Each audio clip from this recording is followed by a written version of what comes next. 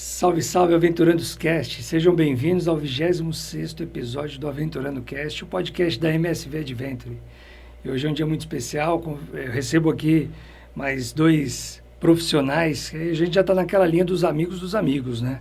Então, são duas pessoas que são referência aqui no mundo outdoor e de antemão aqui já agradeço a presença de vocês, aceitarem o convite de bater um papo aqui com a gente, né? De conversar um pouco, explicar como é que funciona esse mundo outdoor.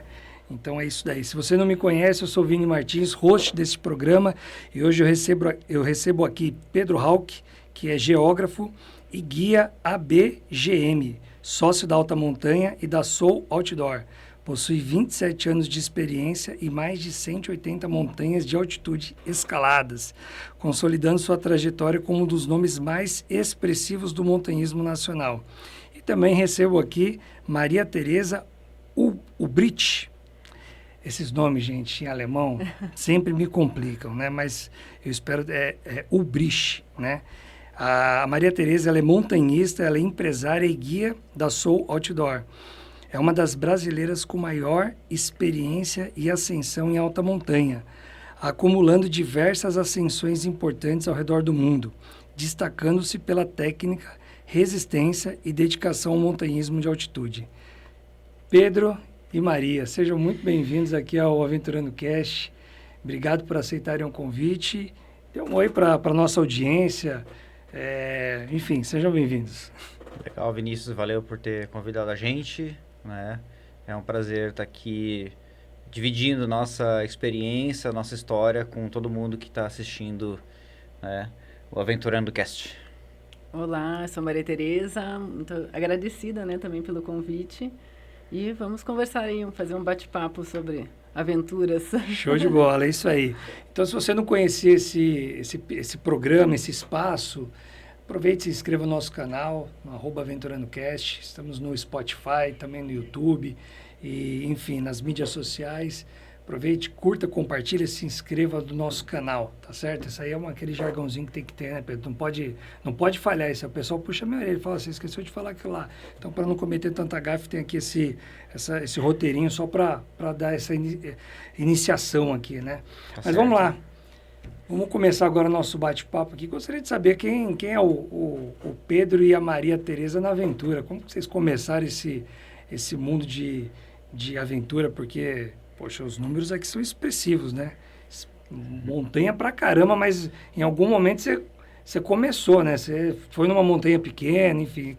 Conta aí pra gente, tô ansioso aqui, que eu não sei a história, viu, gente? São amigos dos amigos e eu quero ouvir aqui em primeira mão, aqui junto com vocês. Bom, já estou na estrada há bastante tempo, né? São quase 3 décadas de montanhismo. Comecei com 16 anos, né? Então, são 27 anos que eu estou subindo montanha, mas já de uma forma muito intensa. Então, quando eu comecei com 16 anos, comecei aqui na Serra da Mantiqueira, na Serra do Mar. Hoje eu moro em Curitiba, mas eu sou de Itatiba, aqui no interior de São Paulo. Então, saí de Itatiba, vim aqui para Paranapiacaba, ia para Mantiqueira ali, Monte Verde, Pedra Grande de Atibaia... Tá. Picos de Agulhas Negras, né? Isso menor de idade, indo de carona, indo de ônibus, né? Mas com 18 anos eu tive minha primeira experiência em montanhas de altitude, né? Eu fui até Ushuaia de carona, não tinha dinheiro, fui assim na estrada mesmo, assim, dedão, quem passava levava. Mochileiro então, raiz. Totalmente, né? Mas assim, diferente de mochileiro que vai só pra mochila, às vezes a galera gosta de ir pra praia, etc, a gente ia pra montanha. Tá. Então, nessa Tinha quantos anos? 18. Ah, tá, já. Então, Até que teve um acampamento na praia, mas não deu certo. teve acampamento na praia, mas assim, bem menos, né? Tá. O objetivo era ir pra montanha mesmo, né? Aí tive minha primeira experiência em altitude, que foi no Cerro Plata, na Argentina. É uma montanha que fica em Mendoza, assim, perto do Aconcagua. E aí depois fiz outras, né? Vários outros vulcões, 6 meses viajando de carona, assim, uma aprovação, né? Pra quem tem 18 anos de idade, fazer tudo sem grana, não tinha dinheiro pra ficar em hotel, não tinha dinheiro pra comer em restaurante, né? E depois disso, foi deslanchando, né? Até os meus 30 e poucos anos, minha experiência era Andes, Mas assim, indo profundamente, né? Deixando só de subir as montanhas mais conhecidas, mas indo também para montanhas que ninguém ia, né? Então, acabou que me tornei muito conhecido também nos outros países aqui vizinhos nossos, né? Na Argentina, Chile, Bolívia, né? Fazendo montanhas que nem eles frequentam, né? E subindo montanha, inclusive, que ninguém tinha subido. E depois, quando eu comecei a trabalhar como guia de montanha mesmo, né? Porque até então era montanhista, né? Ia no meu tempo livre, gastando meu dinheiro. Quando eu virei profissional em guiar as pessoas em montanha, aí eu tive a chance de conhecer o mundo e é que me motiva hoje, né? Continuar trabalhando com isso. Um trabalho muito difícil, um trabalho que tem um risco imenso, né?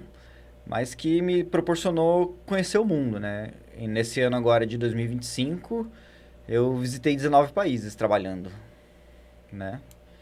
E a Maria... Foi uma forma, né, de conseguir viajar e também conhecer outros lugares. Então, se divertir a gente acaba indo fazendo uma montanha, né, ali, fazendo uma expedição guiada e depois aproveita para conhecer outro país, né? Entendi. Ou o próprio país que a gente estava. Legal. Mas eu comecei depois, até o Pedro começou mais jovem, eu comecei depois dos 30.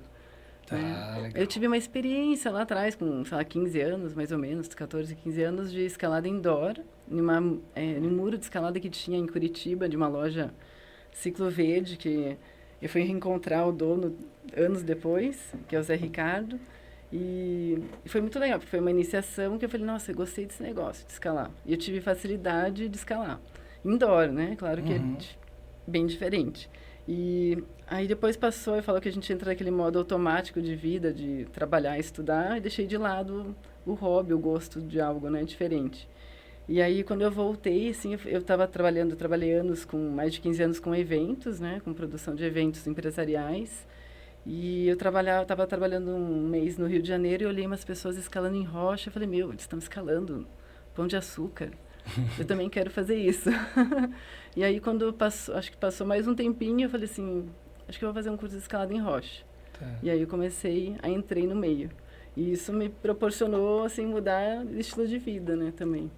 Que bacana. Que eu comecei a frequentar trilha, fazer mais, assim, trekkings no Brasil, fazer escalada em rocha, vários lugares que eu conheci, que eu ainda tenho que voltar lá, né, Pedro? Tá difícil. Mas seria um prazer, né, de voltar e ficar só escalando no Brasil pelo menos um ano. E depois, lógico, eu comecei a fazer trekking, já meio que alguns lugares eu fui conhecendo, meio que já trabalhando, né, já levando grupo. Então, meio que inventava ali, eu era cozinheira, já tinha, na Serra Fina, a primeira vez que eu fui, já tinha um grupo de mais de 10 pessoas, e eu inventei de fazer tapioca para todo mundo. Então, era assim, já foi um pouco de perrengue, né? Então, a gente fala, quem só vê o cume, a parte bonita, não vê o corre, né? O perrengue, então... Mas é um mundo que me encantou, né? Você abandonou rapidinho o corporativo? Com certeza. Ô Pedro, você saiu de casa com 18 anos e já voltou ou ainda não está... Seus pais olharam, você falou, tchau, pai e mãe. Você contou uma história. Eu fiquei pensando assim, que momento que o Pedro voltou, né? Porque eu fiquei imaginando, 18 anos, você falou que fez essa... Você imagina que uma experiência dessa, dá pra gente fazer um podcast só sobre isso. Eu imagino, assim, eu fiquei aqui, falei, uai, como é que... Uai, é o mineiro, né? Eu falei, como é que foi isso agora? Você saiu com 18 anos e que momento, o que você falou pro teu pai e pra tua mãe? Falou assim, eu tô indo ali vou dar uma volta aqui ao mundo e botou a mochila nas costas. Não, um mês e pouco depois, meu pai falou assim, pô, liguei pra ele, né? Você não vai voltar, não? Aí, tá vendo? Mas nunca voltei, né? Porque tô nessa viagem até hoje. Tá. Né? Ela é uma viagem eterna, se você for ver, né? Quando você entra para um meio desses, tão fascinante, tão cheio de recompensas, né? Você não volta nunca mais, né? E o montanhismo é assim. O montanhismo tem toda uma fase de sofrimento e a recompensa. Tá. Né? Mas é interna, né? É interna.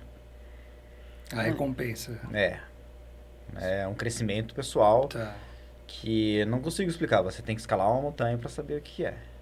Não Mas óbvio, né? Tem que ter preparado né? A gente vai chegar lá. Como? Mas, bom, dá para ver, pessoal, que, olha, tem uma recompensa aí.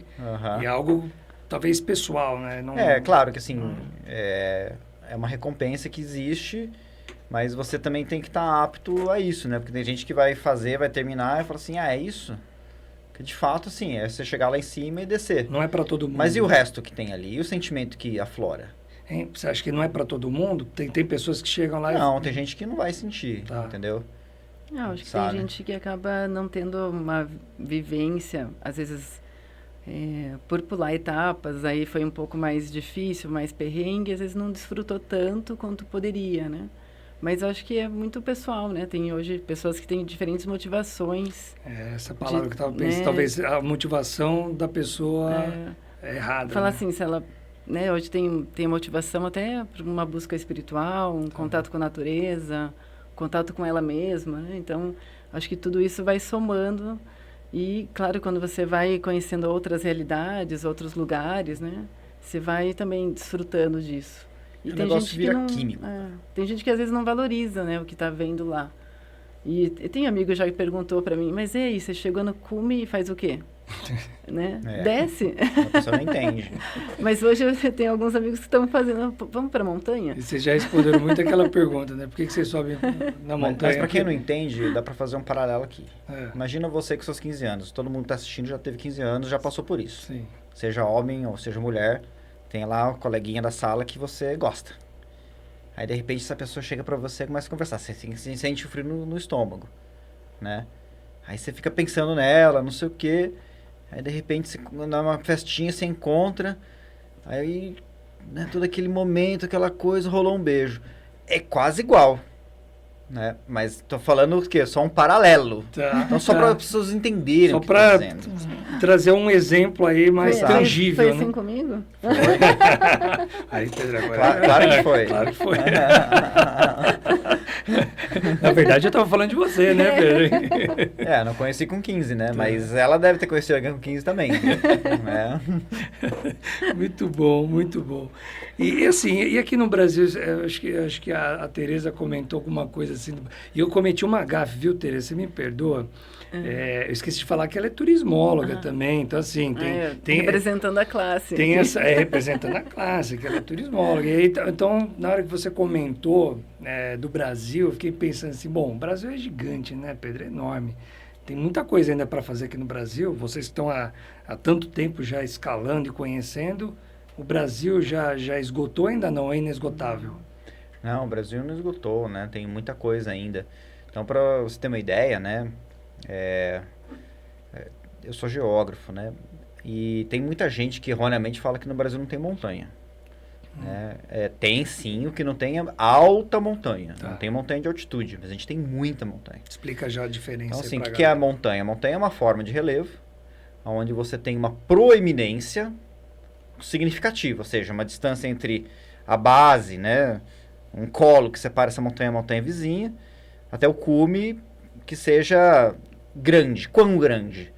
Na geografia, né, a geomorfologia, que é uma disciplina da geografia em conjunto com a geologia, ciência do relevo, ela diz que uma montanha tem que ter uma proeminência topográfica de 300 metros. E a gente tem várias. Né? 300, várias, então... Né? Então, se você está lá na Praia Vermelha, no Rio de Janeiro, você olha o Pão de Açúcar, tem mais de 300 metros, tem 390. É uma montanha, óbvio. Todo mundo olha e vê aquilo uma montanha. Tem gente que fala assim, mas é morro. Né? Morro seria que tem menos de 300 metros. Isso na geografia.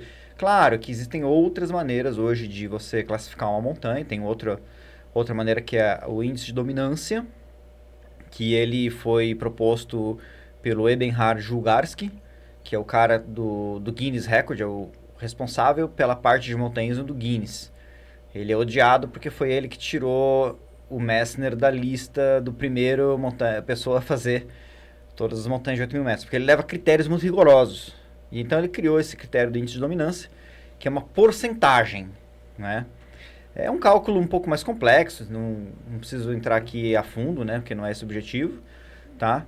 Mas qualquer um dos critérios, o Brasil tem sim montanhas. Usando o critério da dominância, que eu acho que é o mais justo, porque 300 metros ele pode ser muito para uma região que tem montanhas de baixa altitude, então, por exemplo, uma Serra do Mar, que é montanha abaixo de 2.000 metros, 1.000 e poucos metros de altitude, 300 metros é muita coisa, né? Mas pode ser nada para uma montanha de 8.000 metros.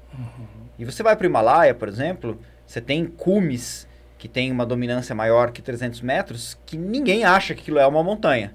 As pessoas acham que aquilo é um subcume. Por exemplo, o Lhotse, que é a quinta montanha mais alta do mundo. Você olha de longe o Lhotse, ele parece uma serra. Ou seja, você pega a serra, né, que você corta lá, a serra, a madeira, você vira de ponta cabeça, tem os dentinhos. Então, cada dentinho é um cume. Só que você tem o mais alto deles, que é o Lhotse, e aí depois você tem outros mais baixos. Dentre os mais baixos tem um que é um pouquinho mais alto, chama-se Lhotse Char. Nem os Sherpas acham que aquilo é uma montanha. Os Sherpas falam que aquilo é um subcume. Mas pelo índice, pela dominância da geografia, aquilo é montanha, né? Agora tem aqui no Brasil, por exemplo, altitude? ele tem 8.400 e poucos metros, né? É alto. É alto. É alto. Então tem gente que vira e volta e fala, não são só 14 montanhas de 8.000 no mundo, tem mais, né? Porque inclui essas montanhas que não são montanhas, que são subcumes dessas montanhas aí. Aqui na Serra da Mantiqueira, por exemplo, o Pico do Taguaré, que é uma das montanhas mais bonitas aqui da Mantiqueira, em São Paulo, divisa com Minas, né? É uma montanha incrível, linda, assim, rochosa, tal, proeminente, chama atenção em todo mundo. Pela geografia, pela regra dos 300 metros, ela não seria montanha. Então, pelo índice de dominância, existem mais ou menos umas 70 montanhas acima de 2.000 metros no Brasil. Então, eu fiz essa conta, né? E aí, então, as 10 montanhas mais altas do Brasil, a 10ª, ela não tem nem nome, e nunca foi escalada. Fica então, onde? fica no Amazonas, né? É No meio mesmo? do nada. Então, existe muita coisa a se fazer no Brasil, né? É claro que se você for colocar dentro do eixo Rio-São Paulo, a galera já, explorou tudo. Mas mesmo assim ainda tem aquelas montanhazinhas ali que ninguém vai, né? Agora, como produto turístico, né, Maria? Eu acho que o Brasil ainda está engatinhando, né? Tem muitas coisas acontecendo, muitos roteiros novos, muitas pessoas envolvidas, né? Em várias outras trilhas, né? Eu acho muito legal que a rede brasileira de trilhas, né? De longo percurso também está aí tentando unir, casar trilhas no Brasil, né? Isso eu acho que é muito importante para desenvolver o segmento. Fora, assim, roteiros tradicionais. Mas, assim, a gente está tá sendo profissionalizado isso ainda, né? Então, tem muito mercado ainda. O que vocês atribuem, assim, o crescimento desse mercado outdoor nos últimos anos? Bom, acho que até depois da pandemia deu esse boom, né? eu acho que a pandemia ajudou bastante. As pessoas valorizarem, acho que viver algo em contato com a natureza, viver ao ar livre, isso é valorizado, isso é qualidade de vida, né?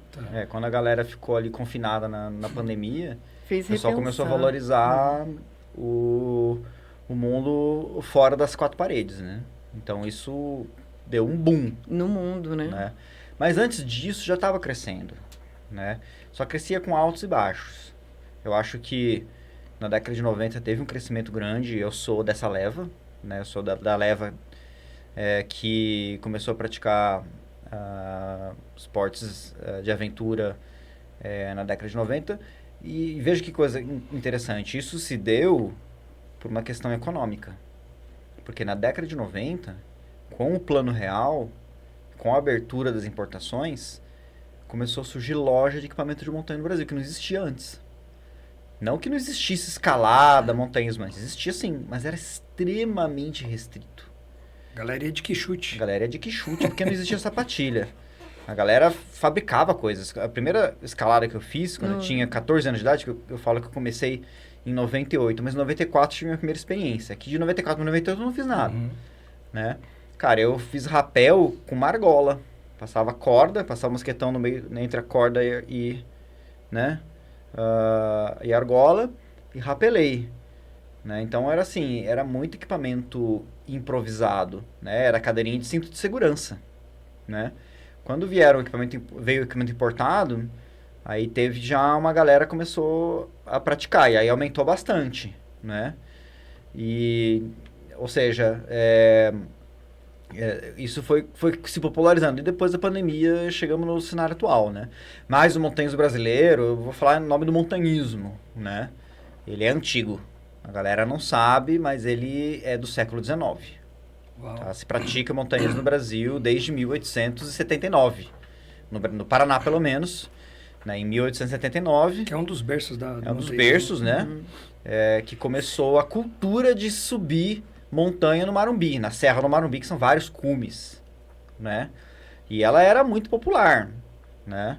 Então, assim, se você pega o primeiro time de futebol é o esporte mais popular do Brasil, ninguém tem dúvida disso, né?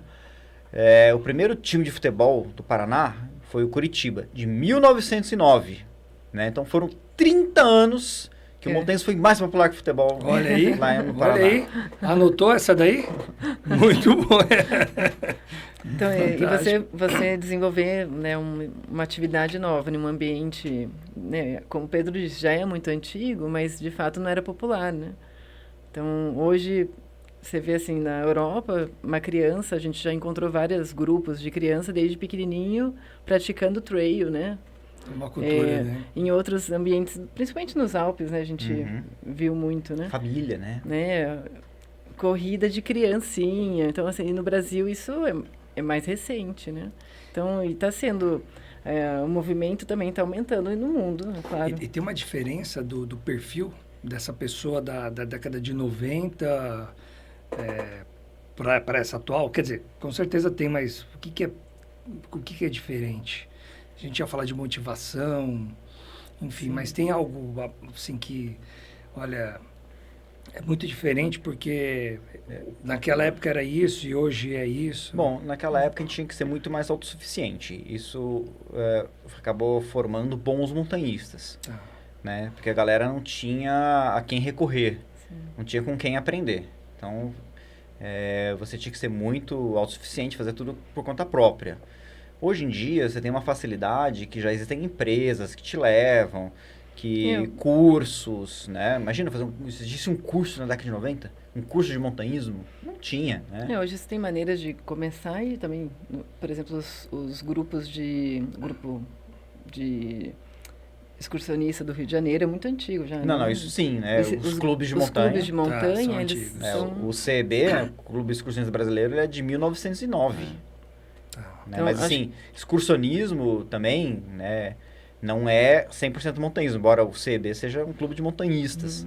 Mas assim, clube de montanha... É uma forma de você iniciar, né? Mas está mais em grande cidade, né? Sim. Não tem clube de montanha em cidade pequena. E hoje tem muitos grupos também, né? Que eu acompanho principalmente grupos de mulheres indo para montanha. Então isso começou muito tempo depois, né? E hoje tem grupos no Paraná, no Rio de Janeiro, Minas. Então, isso é uma forma de fomentar, né, a atividade e levando com um pouquinho mais de segurança, conhecendo mais as pessoas que estão envolvidas. Isso ajuda muito as pessoas a iniciarem, né? Que legal. Porque, e outra de alguma coisa forma, também. Antes você começava na montanha ou com alguém da família, com algum amigo, né? É inviável você, às vezes, vou sozinha. Você tem que ter, às vezes, um estímulo. E até muitas mulheres, né, começaram a fazer montanhismo através desses grupos com outras mulheres, né? Antigamente era muito na parceria, né? Assim, conheci o Pedro, eu comecei a ir para a montanha com ele. Ele abriu portas, né? Desculpa. Abriu portas para que eu fosse para a montanha, né? E depois o Pedro até foi foi viajar, né, a trabalho, e eu fiquei, eu quero escalar. E aí eu levei uma grande amiga, assim, para escalada. Primeira vez eu guiei ela. E hoje ela escala um monte, muito melhor do que eu. Então é uma forma de iniciar também, né? Alguém, seja com grupos de amigas. Esses grupos tem vários no Brasil, né? Então vamos dizer assim, um recorte mais recente, a gente tem nichos, né? Você comentou sobre as mulheres. Eu recebi já aqui no podcast algumas mulheres, né? Algumas que são montanhistas. Mas, em linhas gerais, eu acredito que o público feminino tem aumentado bastante. Era um mercado, infelizmente, muito rotulado, né? Para ser um universo masculino. E tem muitas mulheres hoje se destacando no mundo outdoor, né? Isso é muito bom. Mas você também comentou sobre famílias, né? Crianças. Tem visto isso também? No Brasil tem também, né? No exterior é mais forte, né? Porque é uma cultura mais arraigada. Mas outra coisa que eu ia complementar, que mudou muito, completamente diferente, informação. Legal. O acesso à informação. Exato. Quando eu comecei a praticar montanhismo, a gente não tinha informação nenhuma. Não existia nada especializado. Então, assim, a minha fonte de informação era a revista Terra. Então, existiam algumas revistas focadas em turismo, em geografia, curiosidades, que publicava coisas de montanhismo também, né? Houve também outras revistas que surgiram de montanhismo, mas elas nunca conseguiram prosperar, né? Não tinham público suficiente. Mas quando veio a internet, né, começou a ter informações de montanhismo, porque é muito mais fácil, muito mais barato você ter um site de montanhismo, com notícias de montanhismo, do que uma revista que tem que imprimir. Tem que ter um volume de... Uma tiragem mínima. Tem uma tiragem, tem um custo mais elevado, né? Tem que ter boas empresas que fazem publicidade, né, para bancar tudo isso. No site você consegue ter informação com um custo menor. E nesse sentido que surgiu, né? Porque o site de montanhismo, que seja um site de notícias, de informação de montanhismo, que mais antigo que existe ainda em atividade é o Alta Montanha. Né? Que eu sou editor desde 2007, né? 19 anos. Né? Então, imagina se tivesse um site com informação de montanhismo naquela época que comecei, né? Seria bem diferente. Eu teria, com certeza, errado muito menos. Né? Outra coisa também, né? Para quem quer fazer as coisas independente, né? Hoje em dia, os sites com track logs, e você pode ter track log num celular e conseguir fazer, desde que você, evidentemente, saiba, né? Desde que você tenha... Vai sair, vai fazer isso aí, viu? Porque tem gente que vai falar depois. Com o GPS na mão consegue se perder na trilha e não se achar mais. Né? Nunca mais, facilitou o acesso das pessoas, mas também tem que buscar esse conhecimento, né? Levantou um alerta, né? Sim, sim. Então, podemos dizer aqui que vocês contribuíram ativamente, assim, junto, claro, eu sei que tem toda uma comunidade, mas como percursores aí nessa parte de levar a informação, disseminar a informação. Se você for ver, né, além de tudo isso que você falou, porque eu sou um praticante de montanhismo, né, eu fiz muita montanha, então eu tenho um histórico esportivo dentro do montanhismo. Tenho uma questão profissional como guia de montanha, professor, né, que eu já ensinei mais de 1.000 pessoas a escalar, ensinei centenas de pessoas a subir alta montanha e levar pessoas para alta montanha. Também tenho um trabalho de jornalismo dentro do meio do montanha, né? E isso tem uma experiência, uma importância, né? Porque eu consegui fazer isso sem precisar de ter anunciantes e conseguir manter, né, um site desse, porque as tentativas de você ter um meio de formação do montanhismo, muitas delas não foram para frente porque não existia dinheiro para manter o negócio. E eu consegui, né, durante muito tempo, manter aquilo lá e, por final, o site acabou virando uma loja, né, e o maior meio de publicidade foi o próprio site, né, o site de notícias, ele anuncia os produtos da loja, né? Então, um divulga e outro patrocina. Acabou sendo uma forma vai falar assim, eu não tenho mídia de nenhum outro segmento, né? Mas no Alta Montanha a gente consegue divulgar as nossas próprias expedições, né? O que os amigos ali também, as pessoas que viajaram com a gente, então... Não só com a gente, né? Também pessoas que a gente nem conhece. Divulga no geral também, mas a gente consegue divulgar também um pouco das nossas expedições, nossas experiências.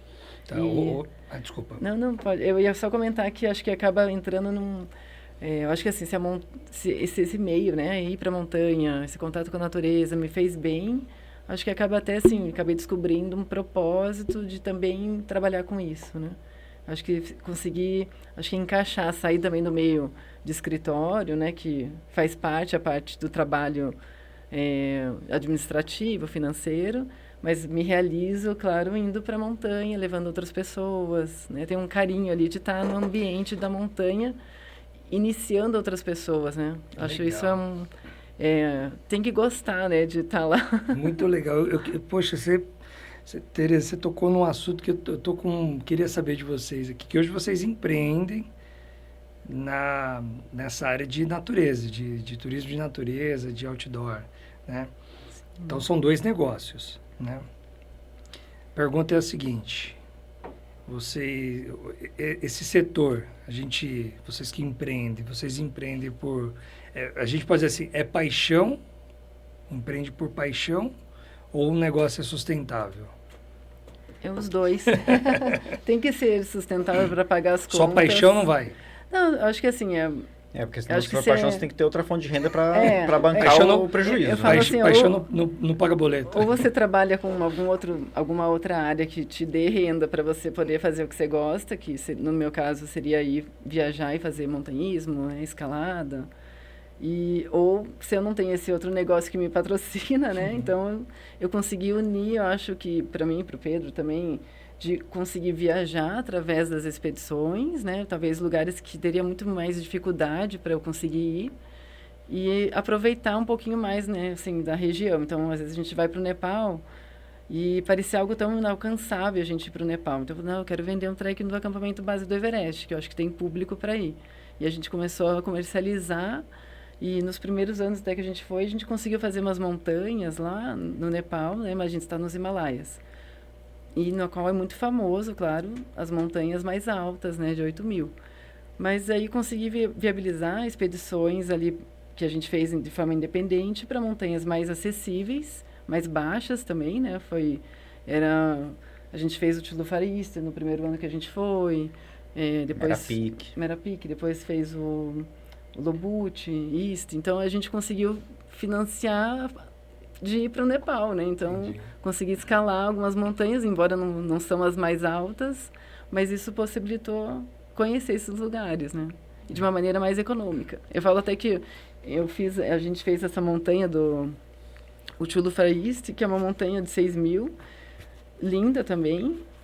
E eu tive a melhor visão em vez de estar no Annapurna, eu vi o Annapurna, né? Que é um 8.000 imponente, lindo, maravilhoso, mas e assim, o visual muito mais bonito de quem está olhando de longe, né? Do que estar nele. Então, foi maravilhoso. Então, possibilitou isso, né? De casar os dois meios. E tudo isso através da Soul, né? Através da Soul. Eu ganhei um bonezinho aqui, vocês vão ficar meio... O pessoal vai falar assim, poxa, eu quero um boné desse e tal. Aí você vai lá no site deles, enfim, se inscreve lá para fazer uma expedição. Eu já estou com o meu. E agora só falta a gente, né, ver qual montanha que você vai. Agora só falta escolher a montanha. Tem um cardápio bom lá de montanha, Pedro? Cara, a gente tem muito roteiro, né, para vários lugares. Então tem roteiros que a gente faz que são consagrados, né, que são aqueles que a gente vai repetindo todos os anos. Alguns deles até mais de uma vez, né? Porque tem público para ir 2 vezes por ano. Tá. Né? Então, por exemplo, a Aconcagua, a gente vai todo ano. Orros al Salado, que é o vulcão mais alto do mundo, a montanha mais alta do Chile, vai 2 vezes por ano.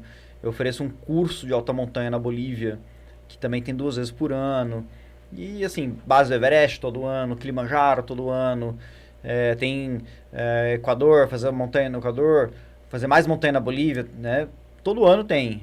E são roteiros que a gente sempre vai numa época parecida, porque é a melhor época para estar naquela região, né? Tem temporada, né? Essa temporada certa, né? Vai começar sempre todo ano ali, Argentina, Chile. Mas o ano inteiro viajando. Só que também tem roteiro que a gente inventa, porque assim, os nossos clientes são bem fiéis, assim, né? Então, isso é uma coisa boa, né? Se o cliente está voltando, é uma boa referência que você está fazendo a coisa certa, né? Ótimo indicador. Então tem gente sim que já gabaritou, entendeu? Já tá ali ganhando milhas. É mesmo? E aí todos os roteiros da Soul? Agora o Pedro falou que tá ganhando milhas, gente. Eu vou até olhar pra câmera isso, lá. Vai lá, dá um recado, vai lá. Gente, vou fazer um passaporte, fidelidade pra vocês. A gente tem olha que ter aí, tá lançando aqui no Aventurando. Olha aí, tá lançando na promessa e dívida, hein? Tem evidência, hein? Olha aí, ó. Você que é cliente lá. fiel da Soul, olha aí, ó. E aí é o seguinte, tem roteiro que a gente faz que não dá pra repetir todo ano, entendeu? Então, por exemplo, o trekking da base do K2. Tá. Né? A gente fez, vamos voltar, mas é mais complicado, assim, porque o cara que quer fazer um trekking da base do K2 é um cara que já fez vários trekkings. Tá. Então tem que juntar o número de pessoas ali. Não dá pra ir de... É uma viagem mais difícil, não né? seria o ideal ir de primeira. Então. Porque, assim, conseguir visto pro Paquistão é difícil, né? Então o cara tem que estar realmente muito afim. Então tem vários roteiros que também a gente faz e que não voltamos mais, né? Então, por exemplo, a gente foi lá pro Himlung, que é uma montanha de 7.000 metros no Nepal. Cara, Olha foi. Eu voltei. Ela Só não voltou, voltei para Cume, é. mas eu voltei para... Fiz um Fazer o trekking trekking. que fiz para outra agência, para Morgado Expedições. Eu guiei um grupo de mulheres maravilhosas. Que legal. Que a gente terminou, foi em novembro agora. E esse Rímula é uma montanha de 7.000 metros no Nepal, né? A Maria foi a primeira mulher a escalar. Eu e o Thiago fomos os primeiros brasileiros, que a gente fez um pouquinho antes dela, né? Agora teve a Dani, né, que fez Cume. A Dani. E só isso, né, de brasileiros que escalou essa montanha até hoje, né? A gente não vai voltar mais, né? Fomos pro Spantik, no Paquistão. Mas não vai voltar mais porque... Cara, porque é o seguinte, assim, tem montanhas que nem essa, tem uma montanha de 7.000 metros. Cara, legal, fomos pro Himlong. Próxima vez, a gente foi pro Spantik, no Paquistão. Também não vou voltar pro Spantik. Aí a próxima vez, sei lá, vamos pra... Você descobre que tem outras tem montanhas. outras, é entendeu? nesse sentido É. de descoberta. Entendi. Aí se você já, né, vamos falar assim, uma dificuldade de fazer uma alta montanha, principalmente no Himalaia, é um investimento, né, de grana mesmo, né, um custo alto. Então é melhor você já fazer uma outra montanha de 7.000. Aí vamos voltar próximo de 7.000, vai ser na Índia. Entendi. Aí depois pode ser no Tajiquistão, no Quirguistão. Entendi. Então tem roteiro que a gente não volta mais. Tá. E tem coisas que a gente vai inventando também, pra fazer coisas diferentes, né? Então, por exemplo, esse ano eu consegui levar um grupo para escalar a terceira montanha mais alta da África, que é o Monte Margherita, numa serra, numa cadeia de montanhas chamada Ruwenzori, na fronteira de Uganda com o Congo. Tá. Cara, foi fenomenal. Que a gente subiu duas montanhas. África Central ali, né? É incrível, assim, sabe? Que é uma montanha que é uma das nascentes do Rio Nilo, né? Tá. E desde a época dos egípcios se comentava nessa montanha. Ela foi avistada pela primeira vez pelo John Henning Speke, né? Que tem um filme, né, chamado Montanhas da Lua. As Montanhas da Lua são essas montanhas aí, né? Mas ela foi escalada pela primeira vez pelo Conde de Abruzzi, já em 1909, mais ou menos, né? Então olha que recente que é a exploração desses locais, né? E é uma montanha fantástica, uma montanha de 5.100 metros, no meio da África, né? No leste é savana, no oeste é a floresta equatorial do Congo, né? E aquela região, aquelas montanhas, na parte mais baixa, tem gorila. O Silverback. Tem o Silverback. Então a gente visitou o gorila também. Então foi fantástico. Tem búfalos também da montanha, Tem muito né? búfalo. São os perigos, são os búfalos, né? E assim, é fronteira com o Congo, né? Tá. Então tem várias trilhas. Eu tive em Ruanda. Eu fui pra Ruanda também esse legal. ano. Tive em Ruanda. Você foi ver gorila também? Eu fiz tem um projeto nosso ali, né? Acontecendo ali em Ruanda. Mas eu não fiz os gorilas. Eu fiz tem vários vulcões ali, né? Tem o Parque Nacional dos Vulcões. Eu fui no Parque Nacional, o Vulcanos National Park, né? E eu fui também calma aí, vou lembrar. Acagueira. A Cagira. Isso. Que é o... Que é safari, né? O safari, a gente fez safari. É savana, né? E a gente faz, lógico, todo ano o safari depois do Kilimanjaro. Tá, legal. Na Tanzânia, que eu acho que... o Serengeti. O Serengeti, Ngorongoro, Tarangire... Eu só conheci o Serengeti aí. Que... Não, assim, a gente aproveita, né? Com certeza alguém que vai para África, né? Já teve um investimento que voar para lá, que é mais caro. Então, já aproveita e faz o safari. Sim. E a gente acaba descobrindo também que, além de tudo, né? O continente africano é riquíssimo. Sim. Então, a gente quer fazer outros safaris lá, né? Sim. É um outro nicho. Foi isso que eu fiz esse ano, né? Porque, assim, todo ano a gente ia pra África. Mas, assim, ia só pra trabalhar, ia lá no Kilimanjaro, fazer um safari e voltava embora. Eu falei, cara, eu preciso mudar isso, cara. Eu olhava o mapa e ficava... Quero conhecer mais, como né? assim? Então, esse ano eu fui pro Quênia, fui pra Ruanda. Legal. Né? Fui pra Uganda. Eu achei a Uganda sensacional, cara. Foi, assim... É um país maravilhoso pra viajar. Maravilhoso. Claro que é um país pobre, a gente fica numa bolha, de certa maneira, né? Mas, assim, experiências maravilhosas, né? Eu fui pra região das montanhas. Então, na região das montanhas, tem lá essas montanhas. Essa montanha, o Pico Margherita, que é o mais alto, você tem que andar em glaciar pra chegar no cume. É mesmo? Então, assim, o Kilimanjaro, que é a montanha mais alta da África... Você nem imagina, né, que você vai ter.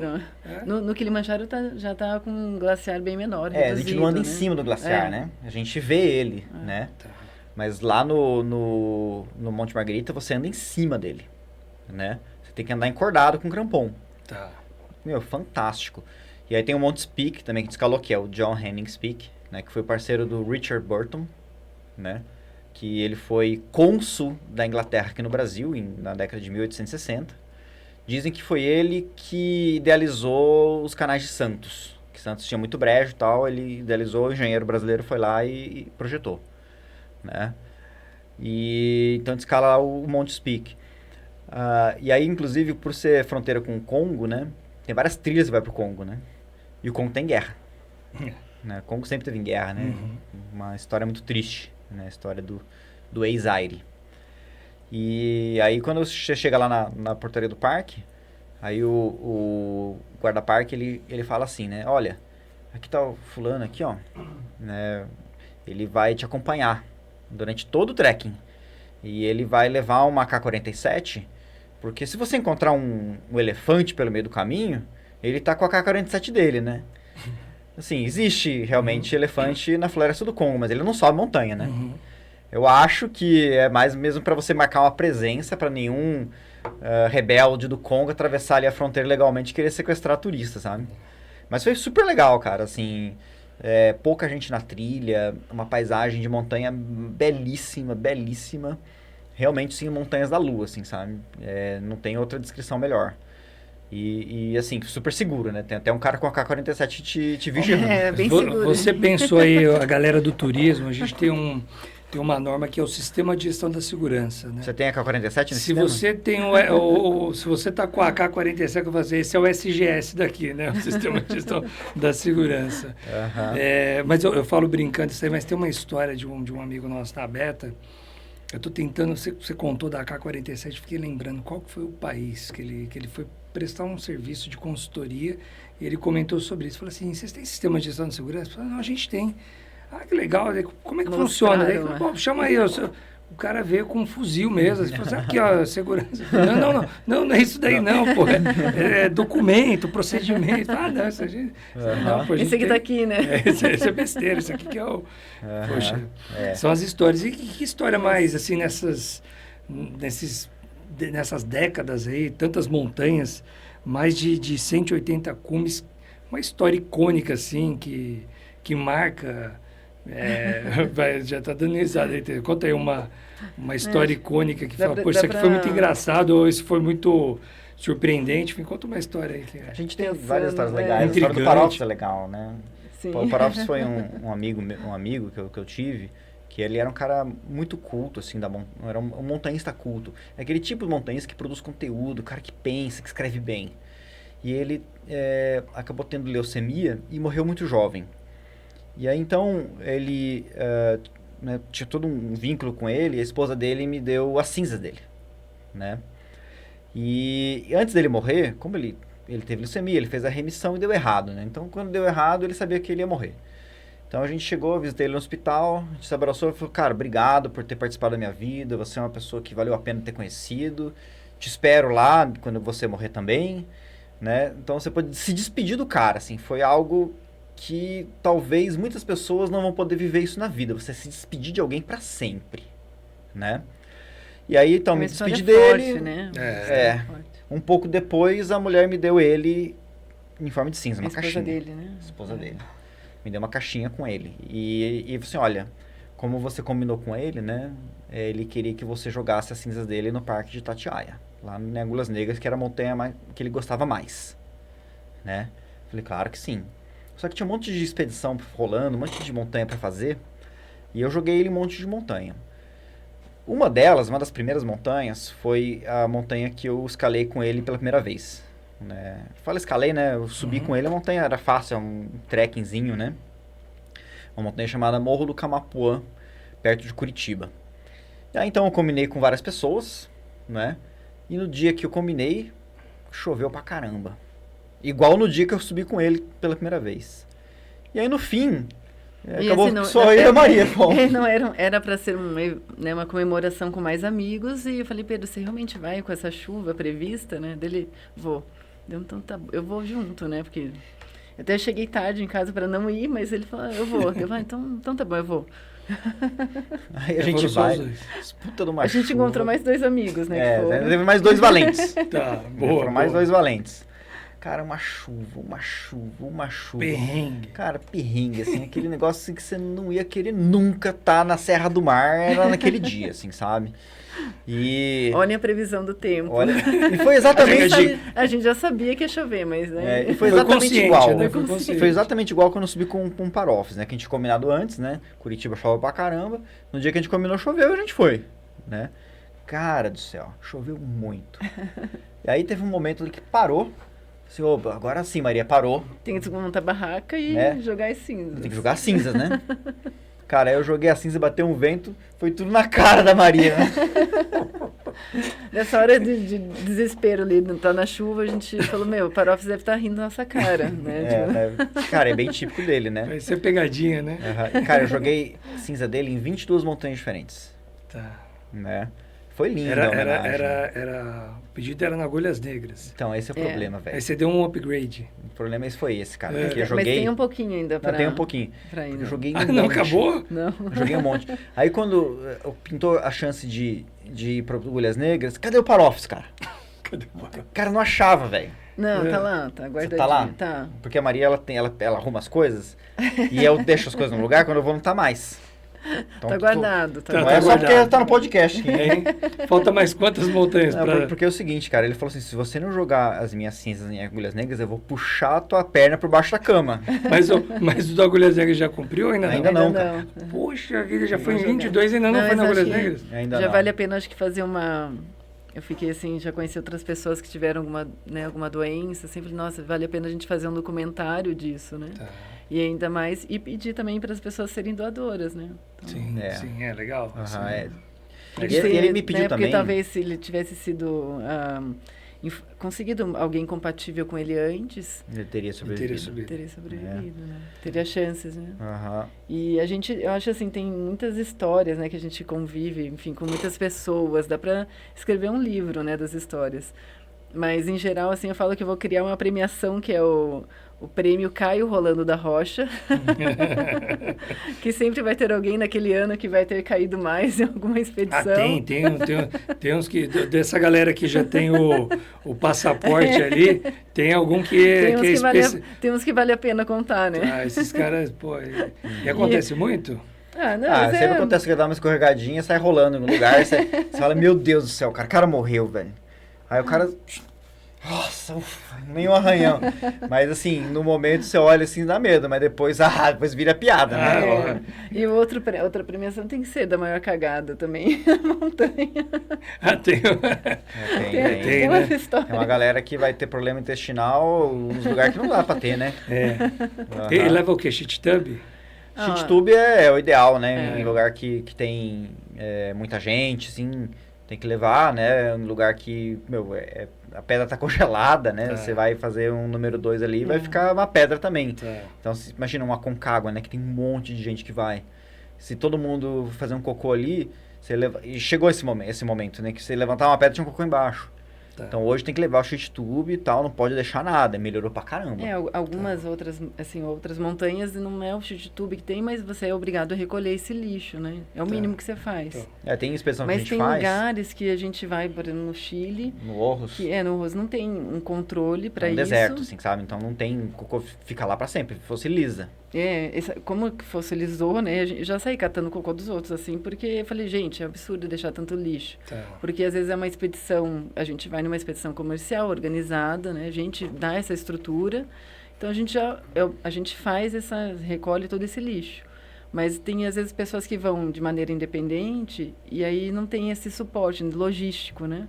E aí acaba deixando. Às vezes nem a consciência, né? Nem a consciência, acaba deixando. Então, a gente vai lá pro Morro da Salada, a gente leva lá uma turma, né? 10 pessoas, né? 12 pessoas. A gente monta uma barraquinha, né? Uma barraca, banheiro mesmo, assim, uma barraca mais alta. Aí tem um banquinho. Aí você pega um papel, um saquinho, que você põe nesse banquinho, né? E você faz lá dentro.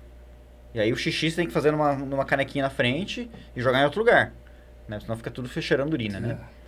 E pega todo esse cocô, cara, põe em saco, dentro do saco e leva embora, velho. Pra não deixar lá, cara. Hoje ainda assim, até o chute-tube não é ainda a melhor opção no sentido se você não der o destino certo pro dejeto, né? Então, seria Não mais... basta só tirar ele de porque teria a gente que acaba fazer- levando o problema para outro lugar. Mas é melhor o problema em outro lugar do que na natureza. Gera não, menos que eu impacto. digo assim, é melhor você jogar no lixo, mas o bom seria se tivesse realmente uma forma de utilizar como adubo, Porque o né? cocô é adubo, né, meu?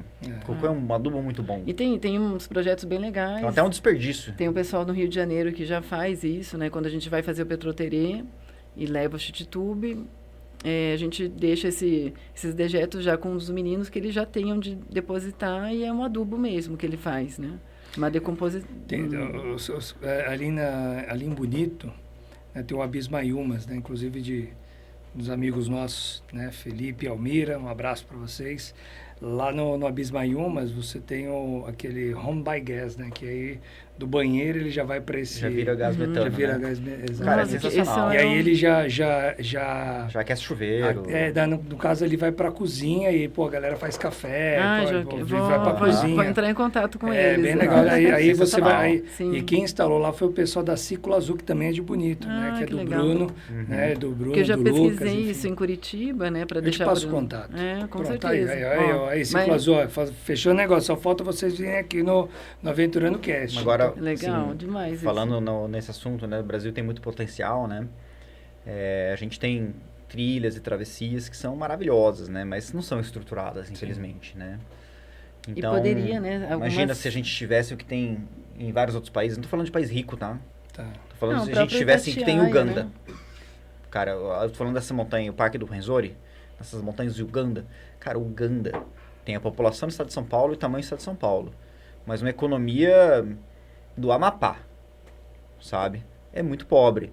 Os caras têm um parque nacional sensacional. E a gente não tem, cara. Meu, tem Tem o refúgio. próprio Itatiaia, né? Que é um parque nacional, assim, muito conhecido. Tem mais pessoas que vão para a Patagônia do que conhecem o Itatiaia. E no sentido também, assim, de organização, você vê alguns refúgios lá que eu nem sei de que época que foi, que é abandonado. Se tivesse um refúgio nesses lugares já estruturado, né? Esses refúgios fossem reutilizados. Que dica vocês Seria- dariam pro... Cara, é o seguinte, vamos Busca falar de produto patrocinador, turístico. né? Não, Se vamos falar de produto tivesse- turístico. Tá, vamos lá. O Brasil, esses parques nacionais, quem frequenta? Somos nós mesmos. Então é o seguinte, como somos nós que frequentamos, os parques nacionais que têm visitantes ficam próximos de cidades grandes. Porque são as pessoas que moram ali perto que frequentam. Frequenta quando? Fim de semana. Então o que acontece é que os nossos produtos turísticos, eles são formatados para esse público de fim de semana. Tem que mudar isso. A gente tem que ter travessia que dura 10 dias. Então o brasileiro, quando sai do Brasil e vai para a Patagônia, que nem a Maria está usando de exemplo, o cara vai para Torres del Paine. O Pedro da Cunha Menezes, né, o diplomata Pedro da Cunha Menezes, né, que é um dos idealizadores da rede de trilhas, né, das trilhas de longo percurso, por volta de 2010, ele me deu o dado que o número de brasileiros que tinha entrado no Parque Nacional de Torres del Paine, no Chile, tinha sido 40 mil, 30 mil pessoas. E não tinha nenhum parque nacional brasileiro, fora o de Foz do Iguaçu, que tinha tido esse número de visitantes no ano. Ou seja, tinha mais brasileiro indo frequentando Torres del Paine que qualquer outro parque Não, que também é maravilhoso, nacional brasileiro. Né? Mas assim, você sabe... por que o brasileiro vai para Torres del Paine e não vai para Itatiaia, vai para Serra dos Órgãos, etc? Porque não tem estrutura. Quer dizer, ou por que não vai um estrangeiro para esses locais? Por que não tem um francês, um americano? Até tem, mas assim, grande. Né? A gente já atendeu alguns estrangeiros em alguns parques do Brasil. Mas por que não tem um volume de pessoas? Como tem um volume de pessoas que vai para Torres del Paine, como tem um volume de pessoas que vai para Machu Picchu, como tem um volume de pessoas que vai para Atacama, como tem um volume de pessoas que vai para Concagua, não é? Como tem um volume de pessoas que vai para Kilimanjaro. No Brasil, ainda os estrangeiros têm ainda medo, receio de vir para o Brasil por falta de segurança. Mas principalmente porque os nossos roteiros são de fim de semana. Ninguém vai sair de outro país para fazer uma trilha de fim de semana. O cara vai sair para fazer uma coisa longa. O cara vai sair... Geralmente, os turistas eles têm 2 semanas de férias. Então tem que ser um roteiro de 1 semana no meio da natureza, 10 dias, porque tem o tempo que ele vai estar na cidade também. Então imagina só se tivesse uma travessia em Agulhas, né, lá no Parque Nacional Itatiaia, que você começa lá embaixo, né? Lá na cidade de Itatiaia mesmo. Na parte baixa. Você chega lá, fica no hotel, visita a cachoeira, aquelas atrações que tem lá na parte baixa. Subisse a trilha Rui Braga, ficasse num refúgio no meio do caminho. Que refúgio? Macena. Cara, Macena era lindo. Aquele refúgio de pedra, maravilhoso. Em ruína. Mas desde quando que não tem? Desde da década de 80 que ele entrou em ruína e decadência total e virou aquilo, né? E por que existe aquele refúgio? Por que o Parque Nacional chama-se de Itatiaia e não se chama Parque Nacional das Agulhas Negras? Porque lá era o acesso. Aquela estrada que você chega no Poço do Marcão, que você vai até a Garganta do Registro, naquela estrada que divide Rio Minas ali, né, Resende, Itamonte, no meio do caminho, Garganta do Registro, você sobe aquela estrada horrorosa, chega no Poço do Marcão e visita a parte alta.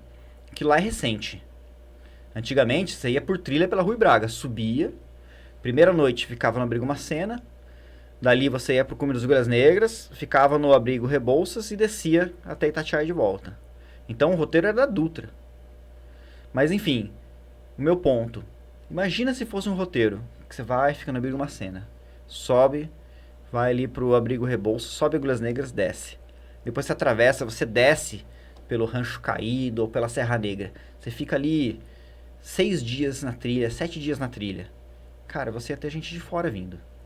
Esse seria um produto turístico internacional, né? Então, os gestores de parque têm que pensar em todos os públicos.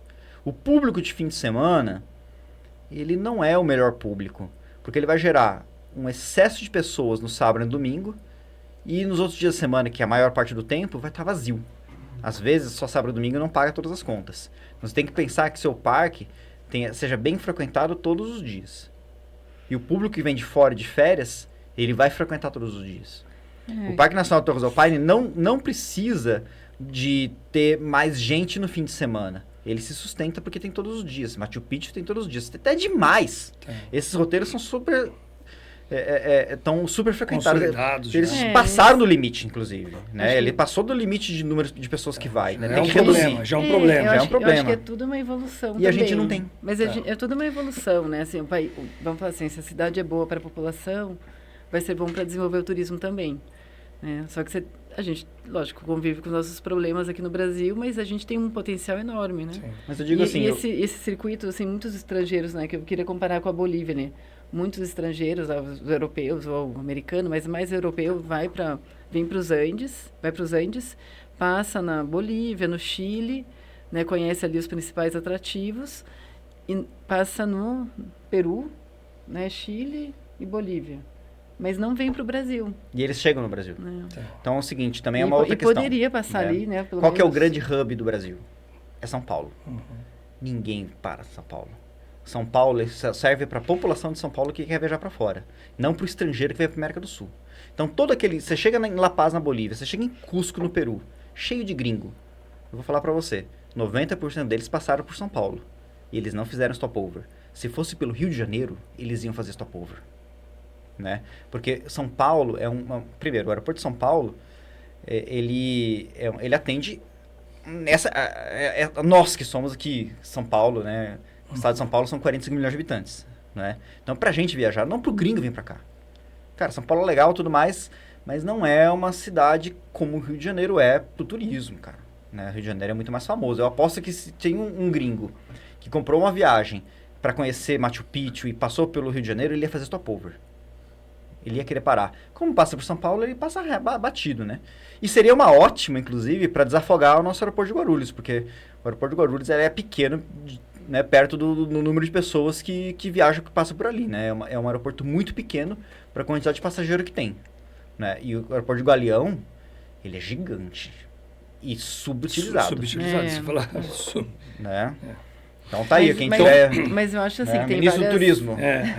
Celso Sabino. Mas eu acho que tem várias frentes, sempre com a ideia de que você vai melhorar, né? O Iatê lá no Paraná tem algumas coisas que vai fazer um benefício, fazer plano de manejo, melhorar a qualidade das trilhas. Acho que tudo isso é uma evolução. Tá, então, assim, na opinião de vocês, a gente está falando de infraestrutura local, sim, certo? E a gente está falando de maneira geral, e uma estruturação de um produto turístico, né? Seria nesse sentido. E até eu acho que a própria divulgação do Brasil, né, fora, tem que sair do nicho do que a gente só... Assim, eu tenho visto que tem melhorado bastante. Sim. A Embratur tem feito um trabalho... Sim. Porque antes a gente tinha muito só em praia, né? Então, isso a gente tem uma outra... Entendeu? A Embratur tem feito... Mas eu vou falar. Tem uma evolução nisso, né? Então, olha a quantidade de gente que viaja para a Bolívia. Infraestrutura não é o problema. Tá. A Bolívia é muito mais pobre que... Olha Uganda, Tanzânia. É cheio de gringo. É que você tinha comentado não precisa de infraestrutura. É claro, tem que ter uma certa infraestrutura de turismo. Por exemplo, estou falando de refúgio. Sim. Então imagina só, vamos falar do Parque Nacional da Serra dos Órgãos, que tem refúgio. Tá. Né? Só que não é utilizado mais. Então vamos lá. O pessoal foi lá, tem dois refúgios. O que é refúgio? Né? Só para o pessoal que está ouvindo entender o que eu estou falando. Refúgio é um abrigo. Ele não é um hotel, não é uma pousada. Ele é mais simples porque ele está no meio do nada. Então quando a gente começou essa conversa, a gente falou de utilizar o metano do cocô para ter gás de cozinha. Então eu pensei na hora, refúgio. Porque se você tem imagina só tem uma casa lá no meio da montanha, lá em cima, que você demora horas para chegar lá em cima. E é uma casa grande para receber as pessoas, né? Vai dormir em beliche, etc. Muito mais simples que um hotel, uma pousada. Mas tem lá um sistema desse. Tem um banheiro, que é ótimo para a natureza, porque você vai cagar no banheiro e não na natureza. E esse cocô, ele vai virar gás que vai alimentar a cozinha. Cara, é sustentável. E a energia elétrica, energia elétrica ali da luz, né? Para você carregar seu celular na tomada, né? É placa solar em inversor. Né? E o chuveiro, placa solar também. Cara, você tem uma casinha no meio da montanha que é sustentável, mas é o quê? É para você, né, gerar uma estrutura para as pessoas que fazem mínima essa ali, trilha. Para ele chegar, parar, fazer o apoio e depois prosseguir, né? Então, na Europa, mas eu acho as que, montanhas têm refúgio. Mas né? acho que tá melhorando em vários sentidos. Não né? tá melhorando, Maria. Não, mas a questão da educação, assim... Os refúgios da Serra dos Órgãos foram fechados. Por quê? Porque Sim. foram mal planejados. Então, os caras fizeram um banheiro com um banheiro que é fossa. Sim. Só que essa fossa, ela não dá conta das pessoas que frequentam. Ela já extravasou. Do volume. Né? Então, tinha que ter feito um projeto para ter para ter um banheiro que aguentasse o número de pessoas que frequentam aquele lugar. E também é subdimensionado, é um refúgio muito pequeno para o número de pessoas que vão. Tem que ser maior. Né? Então, acho que o Brasil peca nisso. As pessoas passam por aqui e não ficam. Então, aí é um pouco mais de planejamento e talvez ordenamento também turístico. Cara, né? assim, Como planejamento no sentido do seguinte, pensar longo prazo. Sim. Cara, não adianta você fazer um refúgio que vai caber 10 pessoas, é muito pouco. Tá. Tem que fazer um refúgio que caber mais gente. Não é?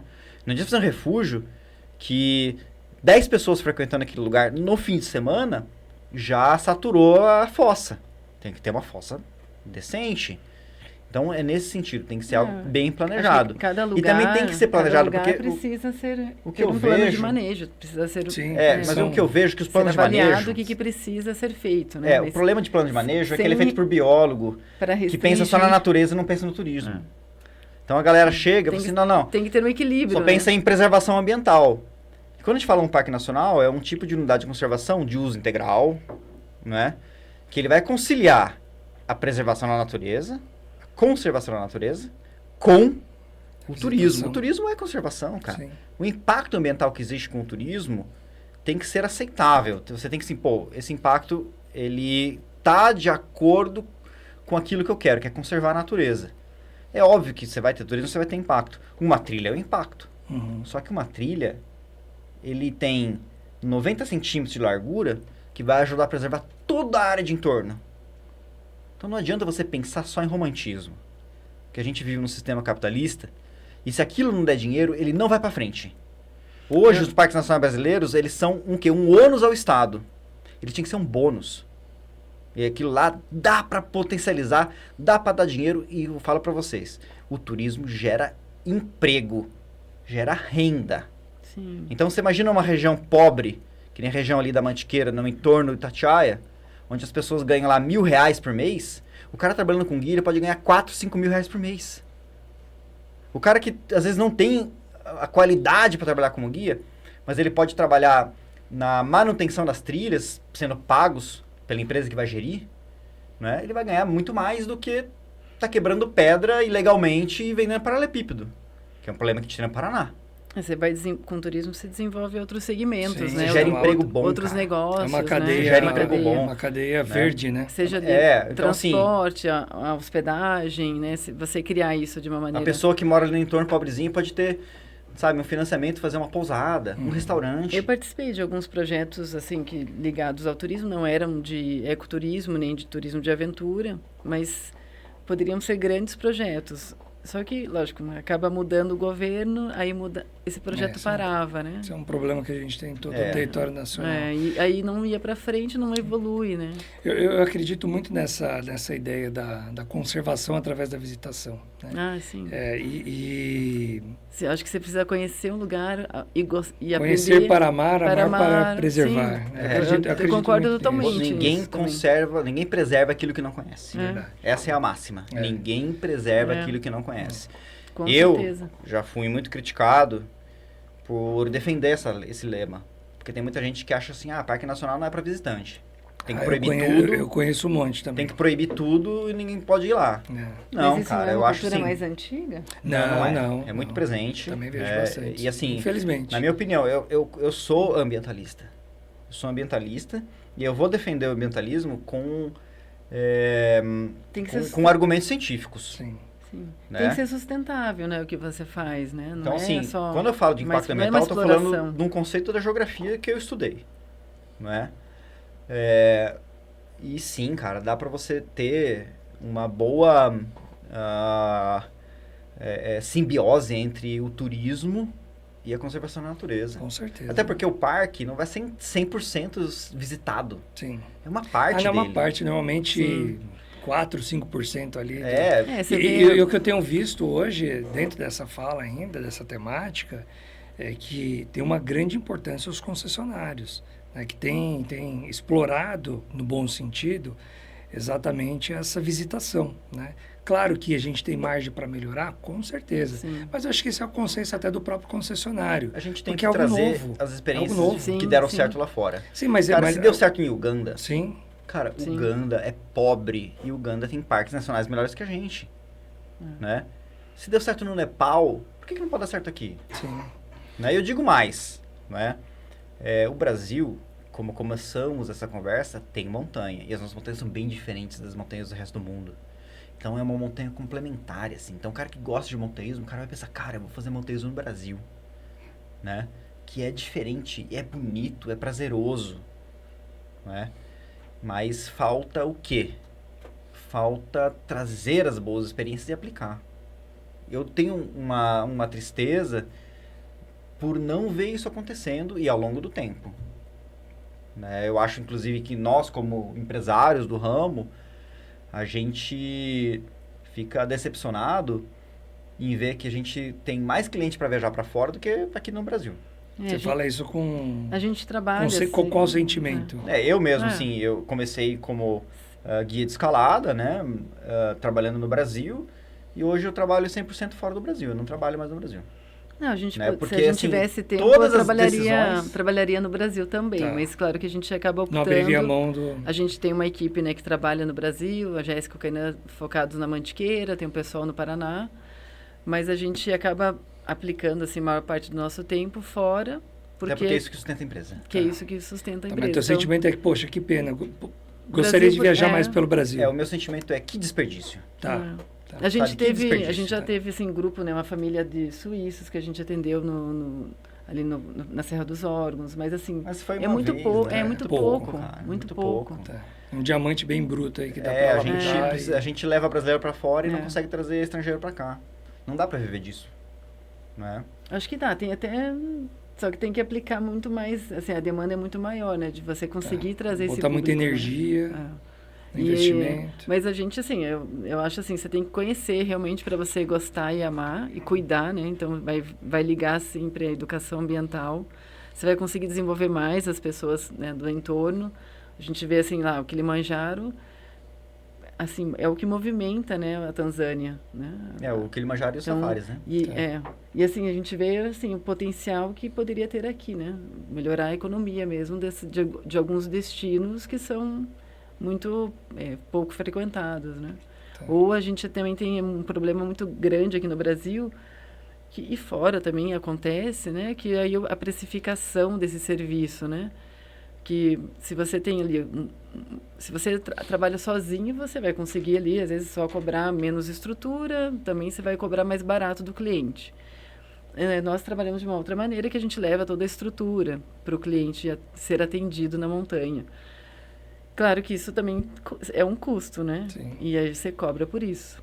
Mas aí tem gente que daí nivela muito embaixo, muito lá embaixo, que isso a gente sabe que não Mas esse é não um problema, paga, acho que né? a gente tem no setor como um todo, informalidade, oferta... Falta de profissionalismo, falta de responsabilidade. Oferta de baixíssima qualidade, Às uma vezes- concorrência desleal. enfim. Isso acontece, acho que em qualquer segmento, em qualquer outra área. Mas acho que né? do turismo, porque o turismo, a pessoa subjuga assim uma coisa, isso é simples, parece que é é que a gente conversava lá um pouco tempo atrás, falando sobre equipamentos, bota uma tirolezinha ali, estica um cabo, é um guia, o cara bota uma mochila nas costas, e assim, não é assim, né? Então, assim, no nosso ramo, no montanhismo, a gente tem lá, por exemplo, o cara vai para Pico Paraná.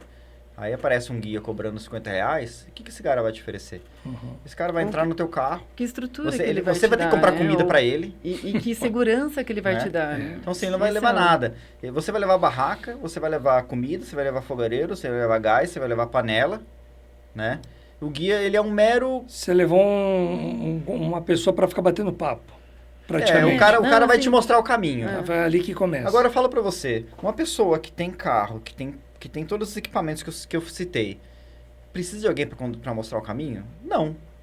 Né? Até porque hoje você pega um celular, você pega ali o track log e mesmo que você não conhecer, você chega lá. Então, o que as pessoas querem é serviço.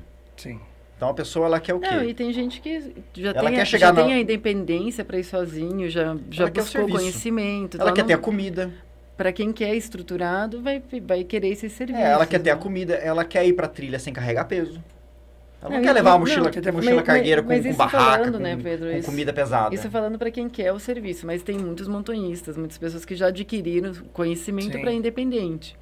E aí é uma Mas outra aí já questão. seria um esportista, né? Já não é um turista, Sim. né? Não, aí o cara não vai pegar guia. Isso. Aí ele já... Se o cara pegar guia, eu pego guia também. Às vezes eu estou num outro país, eu vou escalar uma montanha e falo, eu não vou levar meu fogareiro, minha panela, essas coisas. Não vou chegar nesse outro país e ir no supermercado comprar comida. Chego em contato com uma agência, com um guia, porque eu quero o serviço. Sim. Até porque eu vou chegar nesse outro país sem barraca. Vou só com minha equipe pessoal. Meu saco de dormir, minhas roupas e minha mochila, essas coisas pessoais. Eu quero que ele me forneça isso porque eu não vou levar. E é isso que as pessoas querem. Isso que a galera tá fazendo errado. Eu tô dando a dica aqui, ó, galera. É isso aí, não, mas aí... Não, a gente já viu assim, às vezes teve... nem lembro, não vou nem citar o nome, mas assim, uma pessoa que falava, mas como que vocês fazem e tal, né? Eu falei assim, pare de vender o trekking que você está levando um grupo sozinha, não vá sozinha. Você tem que ter pelo menos 2 guias, né? Dependendo do tamanho do seu grupo, mais guias. E hoje ela nem trabalha, acho que provavelmente mais com isso, porque não está mais nas redes sociais ali. E ela saiu assim, as pessoas são ingratas. Não, ela foi criticada, acho que por fazer um resgate ali de uma pessoa e todo o grupo dela voltar. Porque ela teve que descer uma pessoa. Porque então, o cara cobra R$50, mas ele não leva ninguém junto. Então, se tiver no meio do caminho... Hoje ela não está mais na área, né, trabalhando. No meio do caminho, o cara ficou cansado e quer voltar. Sustenta isso. Ela tem que descer com todo mundo. Né? Aliás, isso é um tema, né? A segurança, a experiência do cliente. Eu queria entrar... A gente está caminhando para o final aqui, o papo está muito bom, você vê que passa muito rápido, né? E antes da gente finalizar... Você comentou agora da segurança, Pedro, mas a Tereza em algum momento agora, um pouquinho antes, falou também sobre segurança. E para nós aqui do Aventurando Cast é uma pergunta, um tema que a gente nunca deixa de comentar, né? Então, aí até trazendo um pouco para a operação de vocês mesmo, tanto da Soul, né, quanto da Alta Montanha, enfim, o que é essa palavra, o que significa isso nos empreendimentos de vocês? Segurança é... Cara, assim, a segurança ela vai passar por vários fatores. Eu vou pular um pouco do óbvio, né? Que é voltar para casa. Sim. Mas tem uma coisa que as pessoas estão negligenciando, que é respeitar os seus limites. Tá? Porque você vai para uma montanha, você está indo para um tipo de relevo, um tipo de ambiente natural, que tem o pior clima do mundo. Nas montanhas tem o pior clima. Baixa pressão, lá que vai chover primeiro. E quando vai chover, vai ventar muito. Pô, agora na Torres del Paine, cara, morreram 4 pessoas por causa de uma ventaca. Uma baita ventaca, 200 km por hora. Você morre, cara. Então é o assim, seguinte... tem lugar que a gente fala assim, não importa se é lugar estruturado ou não, simplesmente você não pode cair. Se cair, morreu. Eu falava, né, estava no Nepal agora, e aí a gente, né, tava, lógico, outros acidentes ali, as pessoas estão com muita informação e falando, nossa, como foi esse acidente, né, na Indonésia, como foi outros acidentes. E aí eu só falava assim, gente, tem lugar que não pode cair. Simples assim. A gente está andando aqui numa trilha que se caiu, morreu. E você quer o quê? Colocar um corrimão agora aqui? Não. É inviável. Só não cair. Mas é Ah, claro, né? O cliente, não dá para inviável por corrimão, é um ambiente natural, ele é assim. No Agora, Nepal, quando no você Nepal fala tem. que isso é assim, depende do quê? Da pessoa ter experiência, que significa começar pelo mais fácil e ir evoluindo degrau por degrau. Pega essa dica aí, viu, Aventurando Cast? Como que é o negócio? Repeat, please. Começar pelo mais fácil e ir evoluindo degrau por degrau. Porque o cara já quer chegar lá no topo. O cara já quer começar pelo mais difícil, cara. Vou falar pra vocês que já teve gente que chegou assim, quero fazer só escalar, só o Everest, ou só o Aconcagua. E é possível você escalar, mas se prepara para chegar lá, né? Mas, Tem às um vezes a projeto pessoa quer ir por causa da foto? Pode ser. Pode ser, né? Eu não Pode vou ser. julgar a motivação da pessoa. Tá, Entendeu? Todo mundo tem o direito de subir lá só pela foto. tá. Tá certo? Mas você não tem o direito de morrer na minha mão, cara. Entendeu? E não respeitar os seus limites, Por causa né? de- Não respeitar a montanha, acho né? Por causa que de limite, a segurança, principalmente, acho que está envolvida realmente com a tua preparação, né? Você não vai sair do sofá e já ir para uma... Não, vai se preparando para isso, né? Vai condicionar para você evitar lesão, mas só o treino de academia não vai ser o suficiente. Então, vai começar a fazer uma trilha adequada com a tua experiência, né? Não pular tanta etapa, assim. Quando você está bem forte, já condicionado, mas vamos falar, hoje a gente já atende muitas pessoas que são triatleta, que já fazem corrida, que já estão no trail. Então, já estão bem ambientadas, já conhecem a condição do corpo delas. Mas, mesmo assim, trekking, montanhismo, às vezes é legal você fazer um passo a passo. Você vai poder pular essas etapas se você já está bem mais preparado. Mas não ao ponto de... Eu até falei assim, nossa, uma pessoa ligou e falou, eu quero ir para o Everest. Daí eu falei, será que ele não queria ir para o acampamento base do Everest, que é bem mais acessível, né? 5.800. Assim, eu falar assim que... 5.830? Não, é o Everest? Não, a base. O 5 é 5.300. 5.300. E aí é muito mais acessível. É um trekking estruturado, né? Até falo assim, tem que desmistificar que o acampamento base do Everest é difícil, porque é bem estruturado, você não carrega peso, você come em restaurante, você dorme em lodge. Então, você tem uma estrutura boa, né? Se você estiver bem condicionado, bem, assim, equipado, você consegue fazer o trekking acessível, né? Mas, de fato, as pessoas querem, às vezes, pular a etapa, e essa pessoa ligou e eu falei, eu falei do cume do Everest... Putz, será que ele não quer ir pro trekking ou ele quer ir pro cume? Me deixa eu ligar de novo. Será que eu entendi? Será que eu entendi? Porque eu dei toda a informação, daqui a pouco vai estar minha voz lá mecanizada no Fantástico falando. Olha como as agências vendem o Everest, né? Aí eu Veja fiquei... que a negligência das agências já vendem o Everest uma pessoa que nunca fez nada. E eles não gostam disso? Nada, Na hora, né? De sensacionalismo? na hora eu liguei de volta, você quer o trek ou você quer o cume mesmo? Aí vem a resposta. Aí e a você fala, Maria? não, se você gosta de pensei na piada, montanha, desculpa. se você gosta de montanha, vamos para uma montanha mais acessível Sim, para você ver até se você gosta, né?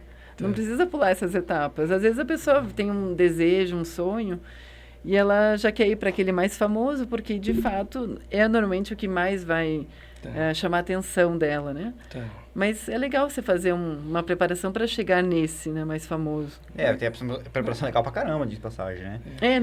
Não é um castigo, Não né? é um castigo, é legal, você vai se divertir pra caramba. E melhor, né? Você vai se divertir, porque você vai começar pelo mais difícil, você não vai se divertir no mais difícil, você vai só se fuder. Desculpa a palavra.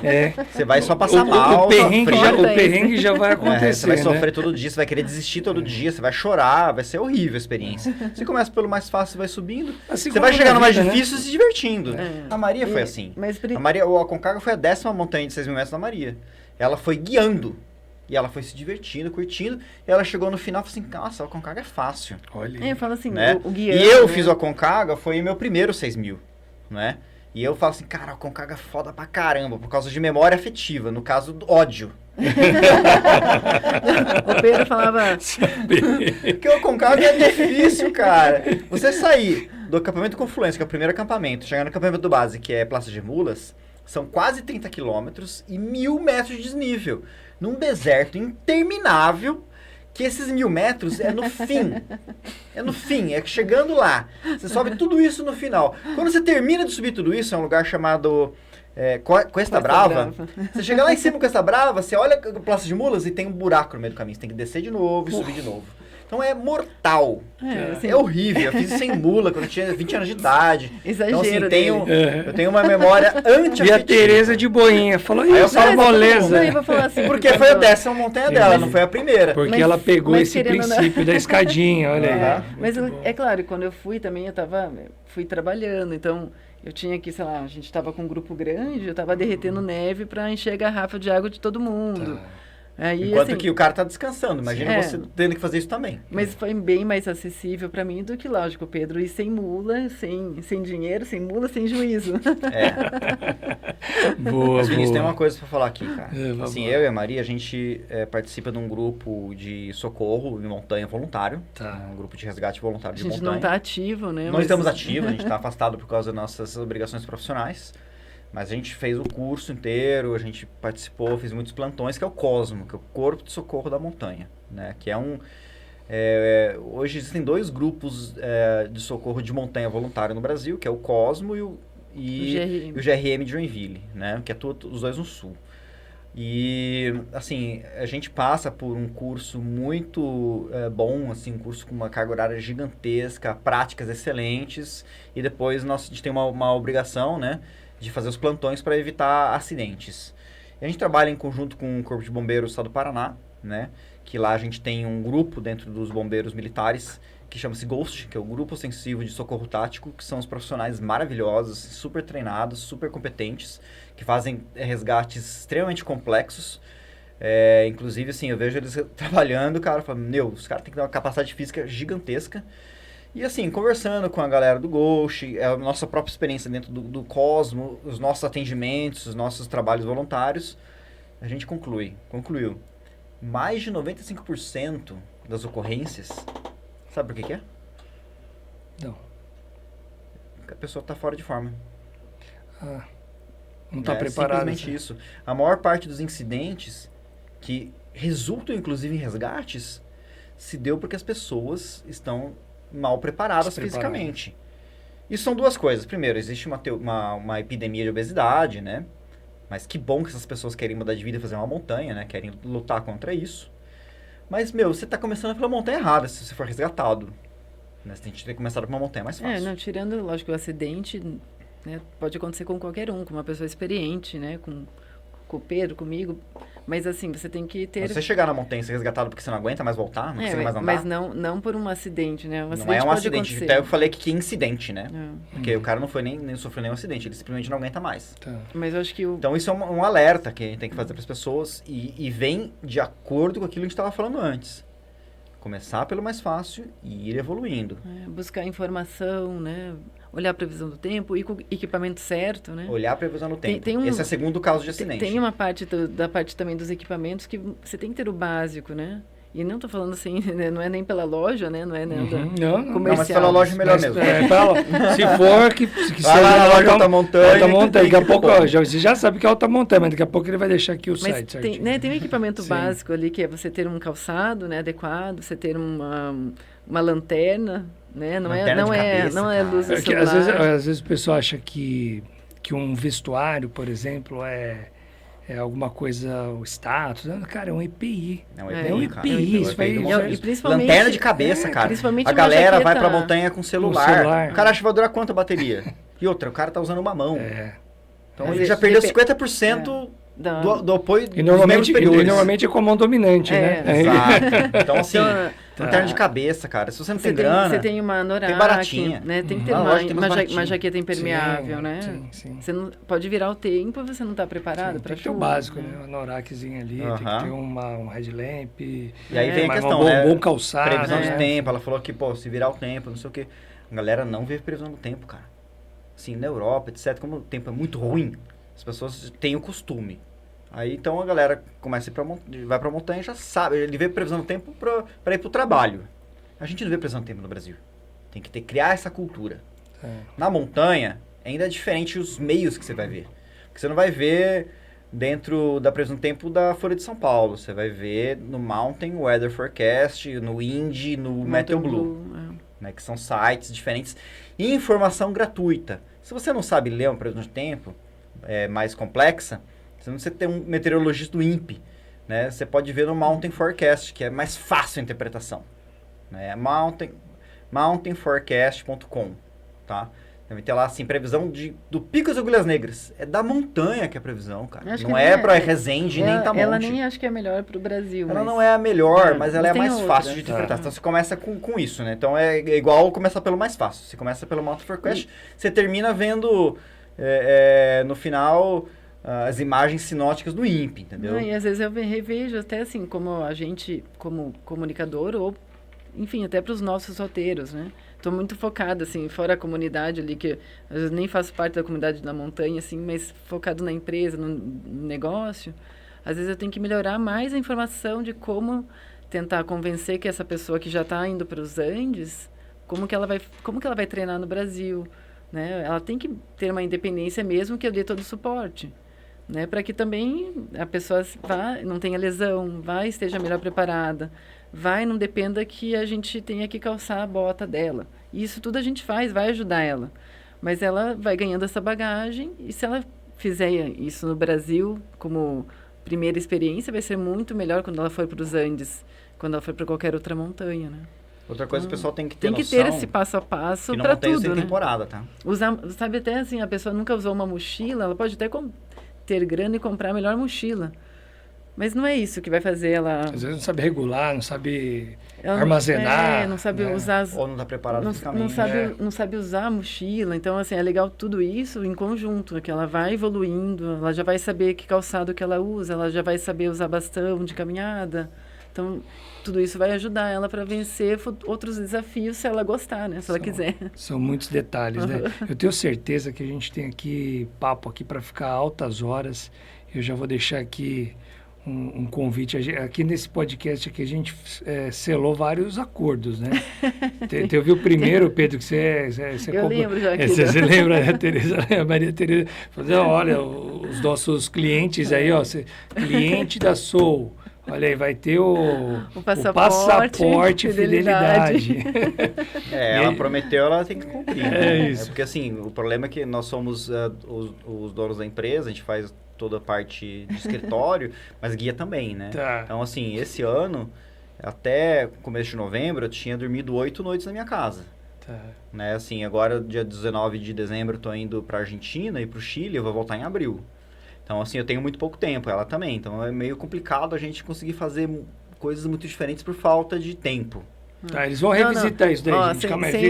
Sem meus incríveis colaboradores lá, também não ia poder fazer nada disso. Então, manda um beijo para eles. Isso, então aproveitando aqui que a gente está chegando no final, eu queria depois tentar uma nova agenda para a gente aprofundar ainda mais, que eu tenho certeza que nessas entrelinhas aí dá para a gente aprofundar muito, que o papo foi muito bom, muito Não, mas produtivo. Calma aí, cara, eu assim, vou te dar a chance de pedir música no Fantástico, você falar pela terceira vez que estamos chegando perto do final.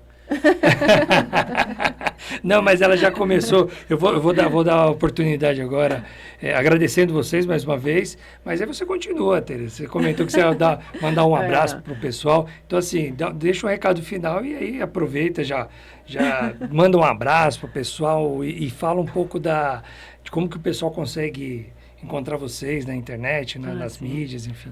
Entrem, acessem nosso Instagram, nosso Facebook, mas principalmente, né? Acho que queiram ir para a montanha de uma maneira saudável. E acho que buscando informação, tem uma equipe bem legal lá na Soul que pode te ajudar. Então, eu agradeço também a minha equipe em Curitiba, o pessoal na Mantiqueira. Vou fazer as meninas assistirem o podcast, mandar um beijo para Ingrid, para Marusa, para Stephanie, para o Kainan, para Jéssica, para o El. Poucas pessoas citam nomes aqui, porque às vezes se enrola, né? Esquece de um, né? Você não esqueceu de nenhum. E assim, acho que todo mundo colabora, né? E, legal. Assim, acho que os nossos clientes já viraram amigos também. Então, acho que isso fortalece ainda mais, né? E faz com que a gente pense, né? Estamos no caminho, né? Fazendo a coisa certa, fazendo o que a gente ama, né? E acho que várias outras pessoas também realizando aí pequenos sonhos de aventura, né? Muito bom. Então, E quais são as mídias e o site? o site é o www.sououtdoor.com.br e o Instagram é Sou Outdoor Oficial. Legal. Eu já vou passar pro Alta Montanha aqui. Ok. Bom, então assim, o tempo é curto para tanto papo, né? É legal que a gente está aqui conversando um pouco da parte empresarial, né? Que somos empresários do meio de turismo de aventura, né? Então a gente está passando um pouquinho dessa experiência de expedição, né? Fora isso, eu além de ser pau mandado da Maria na Sou Outdoor, né? Eu sou sócio também do Alta Montanha. Então, o Alta Montanha e o Sou Outdoor são empresas diferentes, que a ponte de ligação sou eu, né? Você está nas duas. Estou nas duas, Tá. né? Então, lá o Alta Montanha, ele começou como um site de notícias de montanhismo em 2004. Em 2007 eu entrei como colunista, em 2008 eu virei editor. E eu fiz o negócio crescer, né? Como a gente não conseguia nenhum anunciante, juntamos uma graninha, eu, Hilton e o Rafael Wojcik, Hilton Baker e Rafael Wojcik, que são os meus 2 sócios iniciais. Cada um deu R$10.000. A gente começou uma loja de equipe de montanha. Hoje a gente tem mais um sócio, que é o Renato Santini, somos em 4. E o Alta Montanha, ele é talvez a loja de equipamento de montanhismo mais completa, maior loja do Brasil, assim, número de equipamentos, né, variedade. A gente importa equipamento, né? A gente é importador aqui, manezinho Buff, da Buff Brasil, a gente é importador da La Esportiva, a gente é importador da Edelrid, da Ferrino, da Nature Hike, né? Vende todos esses produtos na loja. Então a loja ela ficou bem grande e ela foi crescendo. A gente tem 2 lojas físicas, tem a loja virtual. Então, se você estiver assistindo a Amapá, você pode comprar na loja e entrega lá na sua casa tranquilamente. Mas se você estiver em Curitiba... Você vai lá na nossa loja, que a gente tem ali na Fagundes Varela, né, número 1321, e também nas Mercês, onde a gente tem um ginásio de escalada. Então o negócio ele foi se expandindo, que fica na rua Cândido Hartmann. Eu não lembro o número, 13... Não importa. Coloca aí no Google, aí você vai achar. Coloca lá no Google vai que dar você certo. acha, né? Então, assim, tem uma loja lá, a gente tem um ginásio de escalada, né? Ou seja, o cara compra equipamento, O cara compra equipamento de escala, e lá não é só um ginásio de escalada. Treina, né, pra montanha. treina pra montanha. A gente tem um ginásio de escalada, que é um ginásio mesmo, assim, grande, bonitão, assim, você vai se sentir na gringa. Que bacana. E tem academia, sabe, de musculação, tem Tem pilates, assessoria de corrida, assessoria de tem corrida, fisioterapia, nutricionista, tem funcional, tem yoga, tem, eu nem sei tudo que tem, é uma academia completa. Se você é de Curitiba, você não conhece esse lugar, olha, é quase um crime isso, viu? Olha, tem tudo isso daí. E na outra loja, na primeira loja da Fagundes Varela, a gente tem um bar. Aí, meu irmão, Tem um aí, meu parceiro, aí você tá perdendo tudo, meu. Atualmente, ele você tem um clube também de, como que é, o clube de serviços, assim, dá para assinar e frequentar as duas, o bar e a academia. Acho que tinha que ter um cartão entendeu? fidelidade. Cartão fidelidade aquele... aí também. Escala, compra equipamento, vai no pub. Pensa nisso aí. Você pode acumular milhas, né, com a gente. Né? Isso Mas enfim, lá na outra loja a gente tem um bar, né, que é um pub, que é atualmente o único pub temático de montanhismo no Brasil. Já teve outros, tá? Não vou falar que eu sou o primeiro, porque Rio de Janeiro já teve, tá, mas fechou. Mas a gente tá lá ainda sobrevivendo. Firme e forte. Você vai para Curitiba, né, você pode treinar, ficar forte, musculação, e depois tomar todas e perder sua forma física. Beleza. Né, igual eu. Tem outro dia para recuperar. Depois recupera. Pode ir lá comprar os equipamentos e tal. E assim, é tão legal que virou atração turística assim, na cidade. Assim, é muito massa. Então, assim, a gente tá. Vocês já ficam convidados para ir. A gente fez um encontrinho da Sou bem singelo, mas ficam convidados para o próximo ano já para ir conhecer. Eu quero conhecer. E aí, imagina, Estou firmando aqui, viu, gente? Ó, eu vou lá, viu? No nosso grupo empresarial, a gente tem ali a venda de equipamentos, o treinamento, a gente tem a venda de expedição, de cursos, e no final até a comemoração no bar. Pacote completo. Gente, Omnichannel, que nem o empresariado fala. Muito obrigado pela disponibilidade de vocês, a agenda de vocês. Estão voltando agora de uma expedição, né? E receber vocês aqui no Aventurando Cast foi uma grande honra, um privilégio, tá bom? Nossa, eu que agradeço e assim, adorei participar e espero que teu público também, né? Quem não está curtindo, né, continue assistindo, a gente também vai indicar Vai divulgar vocês. E aí, então, para encontrar, né, a parte do Altamontanha, acabei não falando, você vai lá no loja M.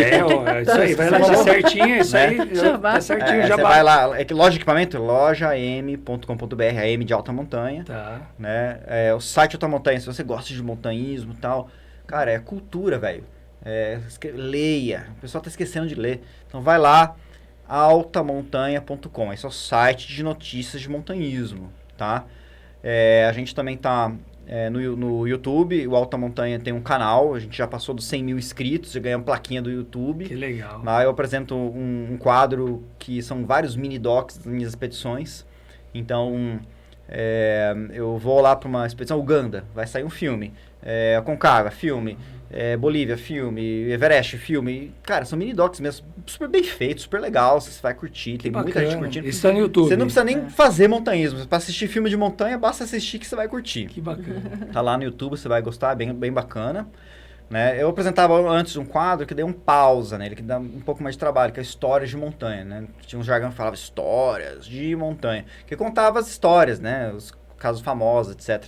Eu tenho que refazer alguns, estudar outros, né? Mas dá um pouco mais de trabalho, eu vou voltar a fazer, eu prometo. E aí a gente tá também... Promessa, gente. Mais uma promessa aqui. Eu tô também no... A gente só tem mais uns 20 dias no Brasil.